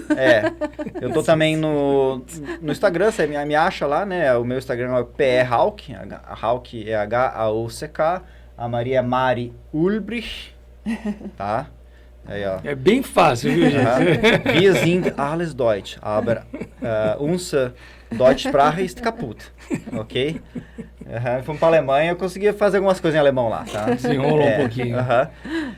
Então tá lá o nosso Instagram também da sou Outdoor Oficial, o Instagram é Alta Montanha, né? Tem o da Via Alta Montanha, que é o nosso ginásio. E é isso, né? Eu até inaugurei agora uma coluna falando de montanhismo no canal, no portal do IG. O pessoal me convidou, eu falei, beleza, vou topar escrever pro portal IG para furar a bolha, né? Para entregar essas histórias de montanhismo, a visão do montanhismo fora da tragédia, né? Quero mostrar a visão boa, sim. Porque a gente só aparece no meio normal só da quando mídia. Acontece acidente. Como falam por aí, né? Mídia hegemônica, quando morre alguém. Eu quero falar quando tem conquista de verdade, vamos falar as coisas boas, né? Sim. Que é 99% das vezes. É verdade. 0,9%. Então é isso. É isso aí. Gente, muito bom o papo. Obrigado mais uma vez. Se você não conhecia esse canal, porque agora a gente está aqui em contato com o pessoal da Alta Montanha, da SOA, então a gente está fazendo essa collab aí. Então, se você está chegando agora aqui no Aventurando Cast, não esqueça de se inscrever nesse canal, compartilhar com a tua comunidade. E para nós foi um prazer enorme recebê-los aqui e ouvir as histórias. Tenho certeza que a gente vai conversar ainda mais. Obrigado do boné. Tem esse boné para vender lá na loja? Então, não, esse aqui é só para os amigos. Aí, pronto. O boné, cara, é de graça, desde que você vem na televisão com a gente. Como que é o negócio? O boné é de graça. Tem camiseta também. Hoje eu vim só camiseta escrito Sou. Mas cada expedição que a gente faz tem uma camiseta temática. Você faz uma expedição, ganha um boné e uma camiseta. Não, é linda essa camiseta. A galera vive pedindo, vende. Não, dou de graça, mas vem com a gente. Tem que fazer a expedição. Valeu, gente. Um grande abraço. Até a próxima. Não esqueça, Viva a Vida ao Ar Livre com segurança. Aquele abraço. Valeu. Tchau. Tchau. Valeu. Valeu.